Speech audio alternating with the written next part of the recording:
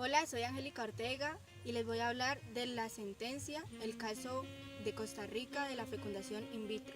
La Corte Interamericana de Derechos Humanos estuvo conformada por Diego García, Leonardo Franco, Margaret May, Radis Abreu, Alberto Pérez Pérez, Eduardo Viu.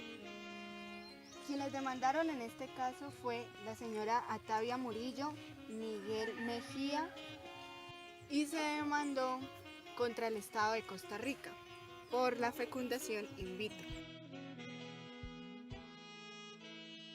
Primero les contaré que en el año 1997 el Poder Ejecutivo de Costa Rica reguló la práctica de fecundación in vitro, pero en el año 2000 el decreto ejecutivo fue declarado inconstitucional por la Sala Constitucional de este país.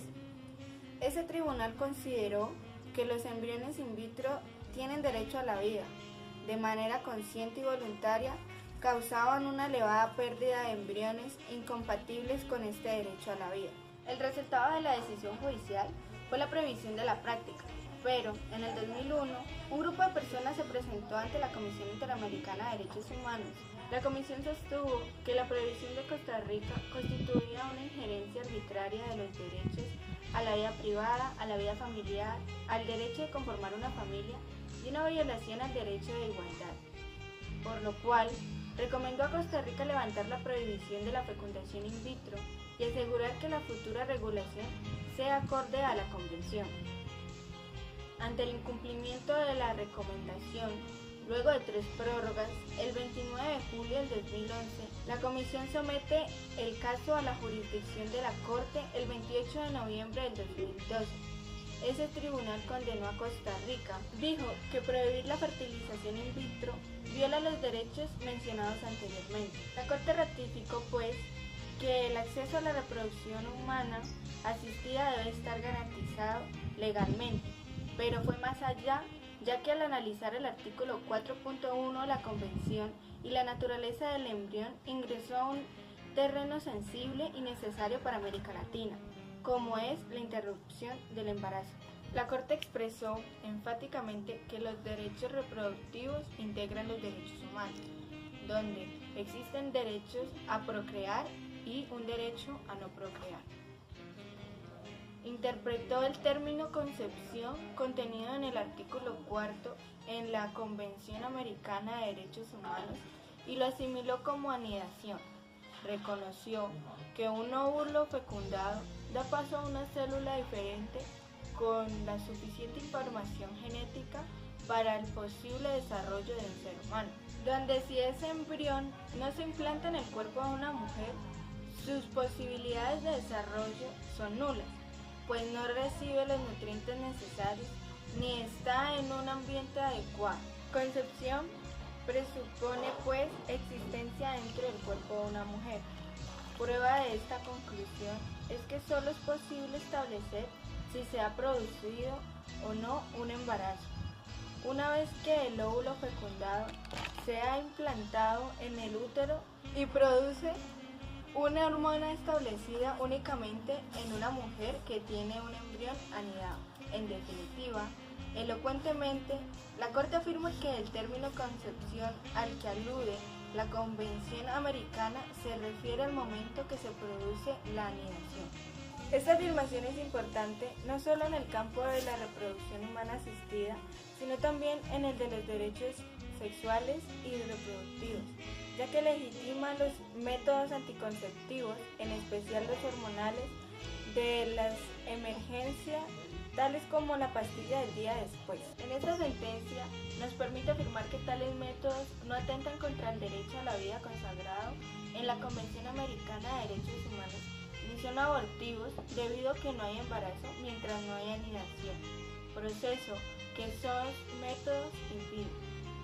Afirmó también que un embrión no implantado, o sea, un embrión in vitro, no es una persona, y agregó que las tendencias del derecho internacional y comparado no conducen a considerar que el embrión deba ser tratado de igual manera que una persona nacida, ni que titularice un derecho a la vida.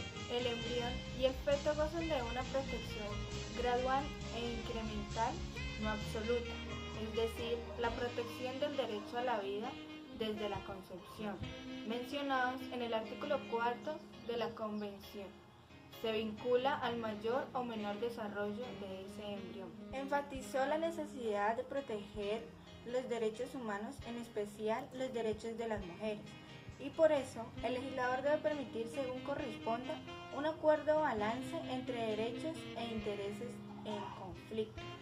Al respecto, la Corte recurre a algunos ejemplos jurisprudenciales en los que reconoce un legítimo interés de protección a la vida prenatal, pero en los que se diferencia dicho interés de la titularidad de los derechos a la vida. Reclamó que todo intento por proteger dicho interés debe ser armonizado con los derechos fundamentales de otras personas, especialmente de la madre. Entre las decisiones judiciales citadas, la Corte destaca lo resuelto de la Corte Suprema de Justicia de la Nación de Argentina, que ha señalado que ni la Declaración Americana ni la Convención Americana se deriva algún mandato por el que corresponda interpretar de modo respectivo el alcance de las normas penales que ha permitido el aborto en ciertas circunstancias. Por lo tanto, la Corte Interamericana concluye que el objeto y fin de la cláusula en general del artículo 4.1 de la Convención es la de permitir, según corresponda, un adecuado balance entre derechos e interés en conflicto. Por eso, no puede alegarse la protección absoluta del embrión, anulado otros derechos, en especial del derecho a la mujer. Esta afirmación también es de suma importancia en tanto que pone en énfasis en el respeto y la consideración de los derechos de la mujer, que también son privilegiados. En suma, una prohibición del aborto que no respete los derechos de la mujer viola la Convención. Una vez más, la máxima instancia judicial de la región en materia de derechos humanos ha hablado. Por primera vez, la Corte Interamericana se enfrenta a un tema por más sensible como es la naturaleza jurídica del embrión y su clara incidencia en dos temas que hacen a los derechos sexuales y reproductivos. A. El derecho a procrear y no procrear, más precisamente el derecho a la reproducción humana asistida in vitro. Y B. La reproducción del embarazo. La Corte ha dado pasos gigantes, ya que no solo ha legitimado la reproducción humana asistida, sino que también ha avanzado hacia una implantación en el caso anticonceptivos y el aborto. Puede pensarse entonces que la máxima instancia judicial en la región ha dado luz verde para legalizar la interrupción del embarazo en América en un ámbito mucho más amplio de los casos. En conclusión, la Corte dispone por 5 votos a favor y 1 en contra que el Estado de Costa Rica debe regular la implantación de la fecundación in vitro teniendo en cuenta los principios establecidos en la sentencia, con un sistema de control de calidad profesional para el desarrollo de esta técnica de reproducción asistida, incluyendo la disponibilidad de la fecundación in vitro dentro de sus programas y tratamientos de infertilidad, que en su atención de salud, de conformidad con el deber de garantía respecto al principio de no discriminación.